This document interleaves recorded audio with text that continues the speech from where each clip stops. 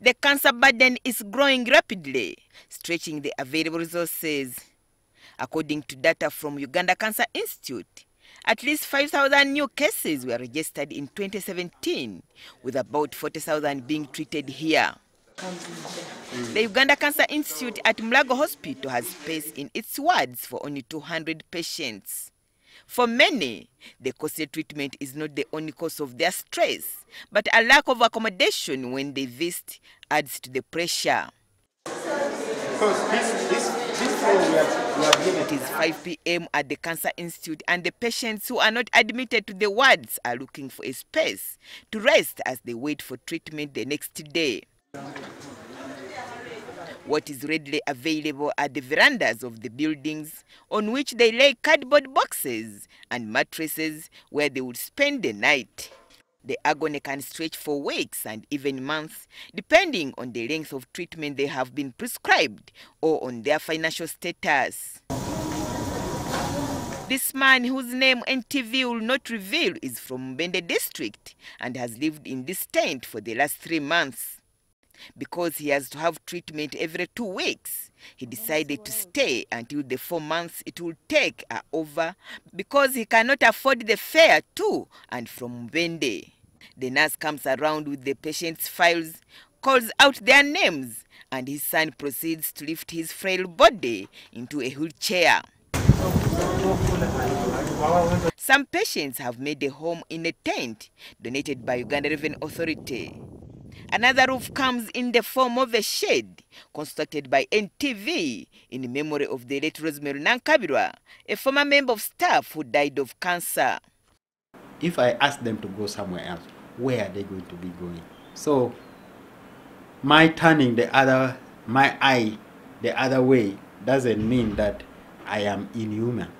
It is just simply because they are there, I cannot chase them away. They are our patients. We must see how we can address the problem. The National Referral Hospital, Mulago, as it was, has been undergoing some renovations, some new constructions, and we hope that by by December, this facility should be open, hopefully, to the public. Many of the patients are in the company of a caretaker who prepares their meals because it is expensive to buy from caterers. After securing permission to move around, we met Isaiah Katodo, who had been treated and discharged. He had traveled a distance of nearly 400 kilometers from Amdat district in northeastern Uganda and was scheduled for another appointment in 3 weeks. However, transport costs cannot allow him to travel home and return. In his state, the Minister of State for Health, Sarah Pendi, asked that a bed be immediately found for him. From all over the country, people are coming here, and most of them, actually, I would say up to 85% are from the countryside. They don't have relatives here in Kampala. So how does government plan to tackle the complicated question of accommodation? So we hope to put up a facility that will be able to accommodate not only the population of Ugandans, but the entire East Africa, that being a center of excellence. The director of the Uganda Cancer Institute, Dr. Jackson Orem, says the accommodation problem hangs heavy and requires an immediate solution. If I got any other additional resources, I would have preferred that. In any case, actually, it is one of those things that we have listed in our budgeting protocol as unfunded priority. Another plan is to equip regional referral hospitals with a cancer center to decongest Uganda Cancer Institute. So within the next 3 years, to be more, 2-3 years, we should be able to see some reduction in this influx of patients to the Uganda Cancer Institute. Samuel Wishers, hoping to make life more comfortable for cancer patients, are providing food and accommodation for patients who come from rural areas. At the Patient Relief Mission Home located in Kawempe, Kampala Division, about 30 outpatients are being cared for and accommodated. Shira Munyanziza, a cancer survivor, started the hostel.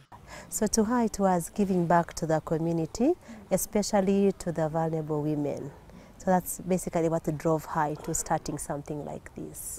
Because I was to stay at the veranda in Mulago. But when they took me up here, I have a comfortable accommodation. At least we get meals and free transport to take us for our treatment, especially for some of us who get treatment by 7. The women who live here suffer from different types of cancer. Among the services they receive at this home away from home is counseling. The home also equips them with skills that will enable patients earn an income when they return to their homes. Our founder has another plan of having another facility, a bigger facility, or even another branch, especially to cater for men. Now, men is a section that has been ignored, yet they also need this kind of intervention. As and when government implements, the solution for the lack of accommodation remains in its hands. Currently, 5 cancer patient hostels are helping to relieve this burden. Agnes Nandutu, NTV Weekend Edition.